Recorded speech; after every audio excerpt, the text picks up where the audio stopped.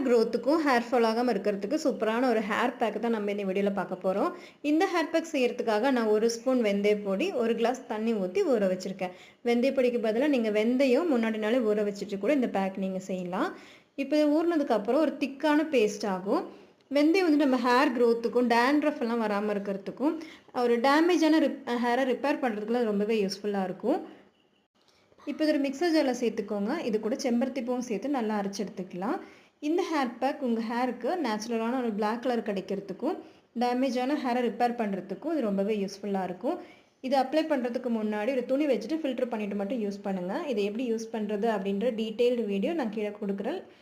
உங்களுக்கு டைம் கிடைக்கும் போது செக் பண்ணி பாருங்கள். தேங்க்யூ.